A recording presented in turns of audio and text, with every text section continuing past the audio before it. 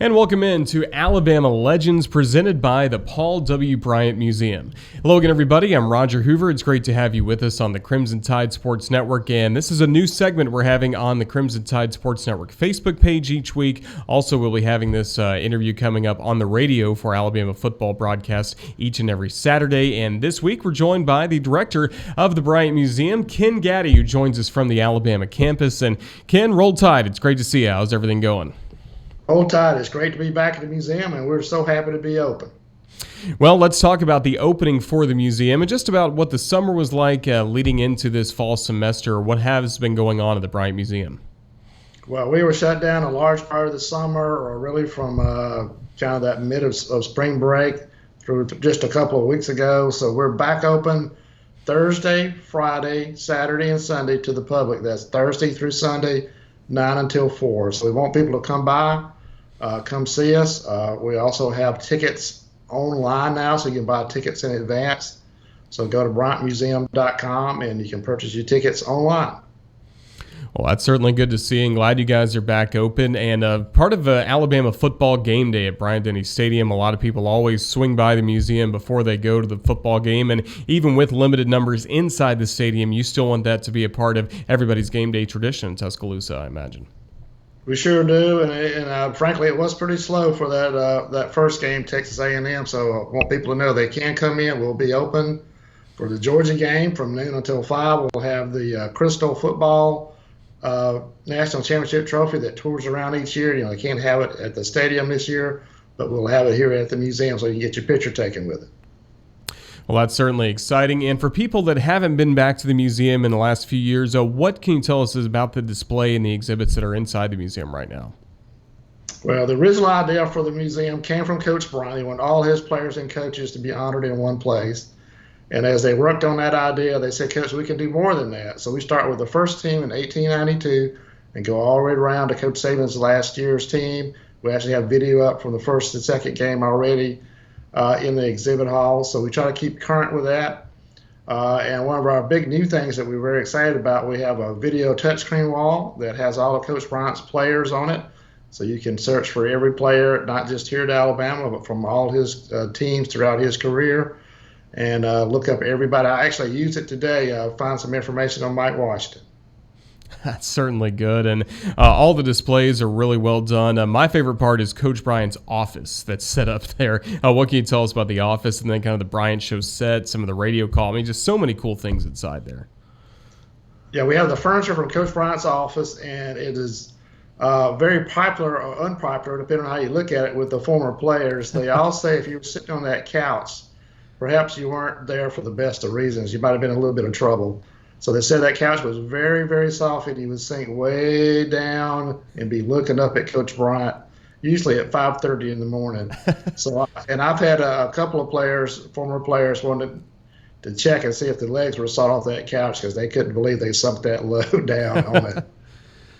That's pretty funny. And for you guys, as you mentioned before, we're closed during a lot of the summer, but your Facebook page certainly was open. I know you had a lot of interviews like you and I are doing right now with a lot of former Alabama players. What can you tell us about some of those interviews and some of the players you talked to? Yeah, we had a great time doing that. We talked to Dr. McCullough, Galen McCullough. Roger Schultz is always fun to talk to. Just on and on. So we had some great folks on there, and it was a lot of fun to do. And, of course, this is the idea we want to keep going here with you and the network. Well, we're certainly glad to do that. You guys have been showing some classic games as well from Alabama football history, and those kind of watch parties have been a lot of fun for people to remember the history of Alabama, especially some great games from the Bryant era. Yeah, our Facebook page is a great place to go. We try to have something up just about every day. So as our staff goes through and comes across a photo or a game program or something interesting, we'll put that up on there. So it's a great place to stay in touch with the museum and also with Alabama fans, and really keep the season alive year round. And the birthdays are really popular. I'm sure that's one of the most commented posts you guys have each and every day, showing the headshots of all the players that have a birthday. That's been a popular feature. Yeah, so and that's something that we're trying to build. We don't quite know all the birthdays, but we like for people to tell us if we miss any of those. So check that out, and we'd like to find more and more of those birthdays. I'm sure. And this week we're gearing up for Alabama football against the Ole Miss Rebels. And if we go back and look at the history of Alabama and Ole Miss, I think probably a lot of people don't realize that in Coach Bryant's first years at Alabama, two didn't play until the Sugar Bowl in 1964. But it's a good historic rival coming up for Alabama. And I'm sure the Ole Miss rivalry, when it was renewed, was something that was important to Coach Bryant.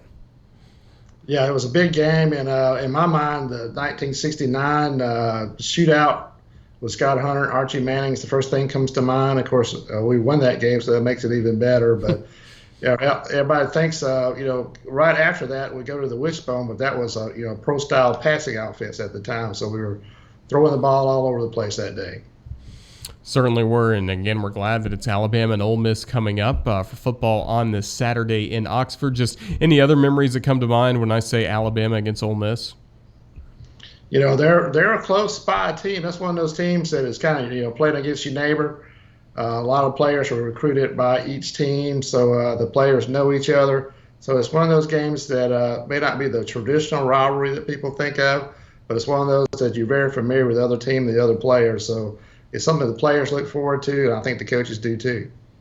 Absolutely, and now especially with a former Alabama assistant coach being the head coach of the Rebels and Lane Kiffin, that certainly adds something to this rivalry. Well, I think it will. So that gives us something to look forward to for the future, and maybe it won't be too wet this weekend. Yeah, certainly hope not. Well, Ken, as we start to wrap things up, we mentioned that it's Alabama-Ole Miss this week, but next week it's Alabama against Georgia back at home in Tuscaloosa. Just to remind our fans once again about what's going on at the Bryant Museum on game day. Yeah, we'll be open from 9 until 6, have extended hours that day.